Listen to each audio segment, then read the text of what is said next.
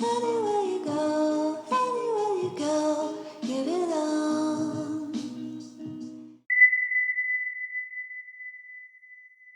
Halo, assalamualaikum. Ketemu lagi di channel Argater ya teman-teman. Nah, di video kali ini aku pengen bahas soal Vibel yang pernah aku pakai di si NMAX Gold aku.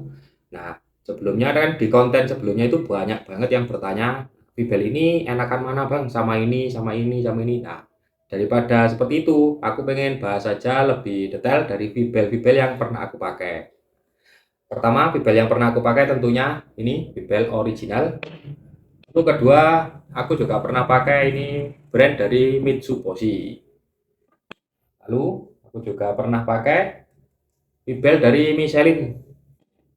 Yang terakhir dan saat ini yang aku pakai yaitu ini Bibel dari Proper Racing Land. Nah, dari keempat Bibel ini kira-kira aku sudah bisa menggambarkan gimana performanya yang dihasilkan dari keempat Bibel ini.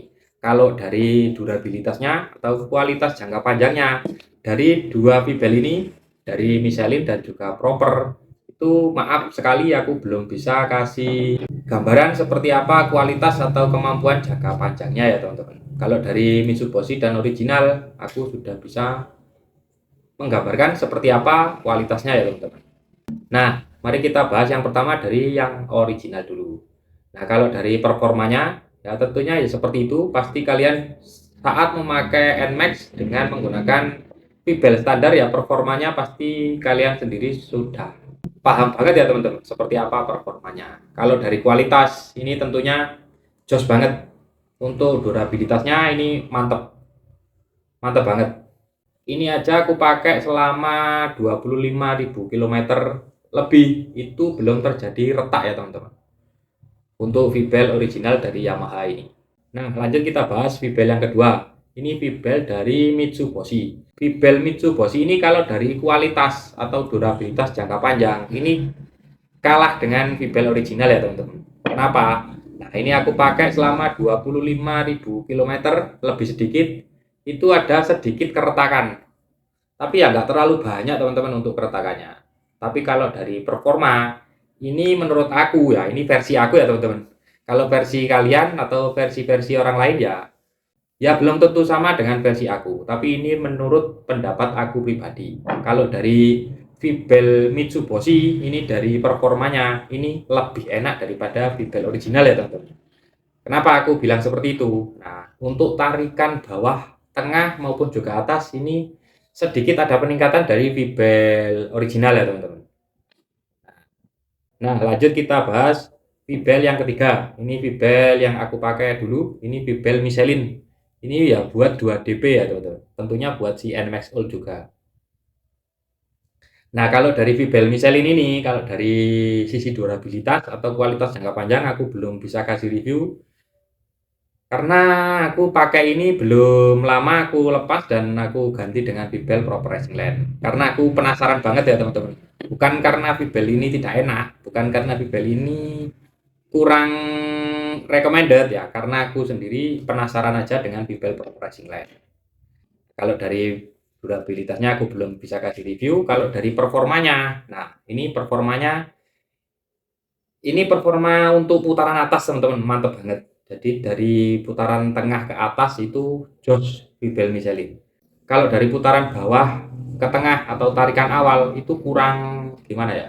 Kurang nendang atau masih sedikit lebih semut dari originalnya. Karena mungkin ya perbedaan dimensi ya teman-teman. Ya dimensinya ini lebih pendek, jadi saat awalan itu di puli belakang itu lebih masuk untuk Vibel Michelin ini ya teman-teman. Jadi seperti itu. Jadi misalkan ada yang suka dari putaran tengah ke atas, ya yang suka speeding lah, itu bisa pakai, aku rekomendasikan pakai Vibel Michelin ini ya teman-teman. Nah, keempat, ini adalah Vibel yang saat ini aku pakai, yaitu Vibel dari Proper Land. Nah, untuk performa, ini menurut aku, ini paling enak dari ketiga Vibel yang lain. Nah, ini menurut aku paling enak, belum tentu juga paling enak juga dari yang lain ya teman-teman. Jadi versi enaknya orang itu kan masing-masing tergantung dari kebutuhannya, tergantung dari medan, tergantung dari ya berat pengendaranya mungkin juga, atau mungkin dari settingan CVT yang lain, atau dari settingan mesinnya kan berbeda ya teman-teman. Ini kan versi aku sendiri. Kalau dari aku, VBL proper ini menurut aku performanya yang terbaik atau the best ya teman.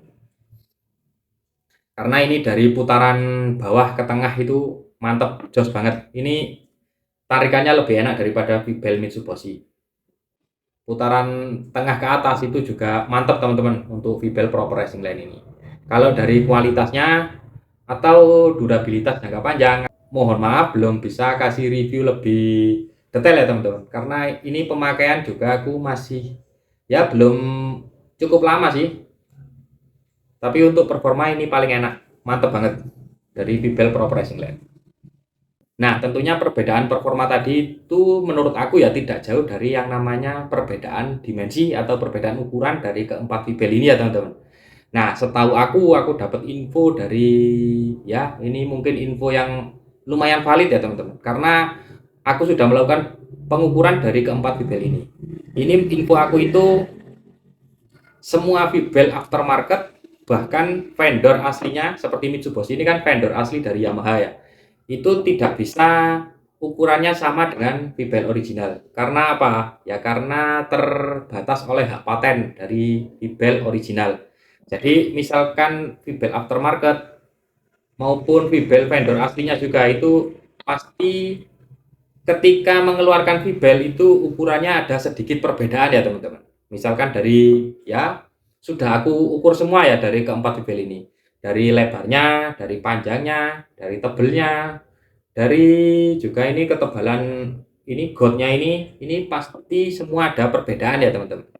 Nah, karena perbedaan tersebut itu menurut aku pasti akan ada juga perbedaan performanya.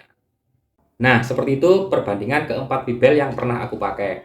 Jadi untuk VBL merek-merek lain itu aku belum pernah pakai ya teman-teman. Nah, semua review aku tadi itu dengan catatan itu di motor NMAX aku itu kondisi mesinnya standar ya teman-teman. Jadi ya kalau di ubahan CVT itu ya ada ubahan-ubahan lain. Kalau dari kondisi mesin tentunya masih kondisi mesin standar dan aku gunakan untuk harian.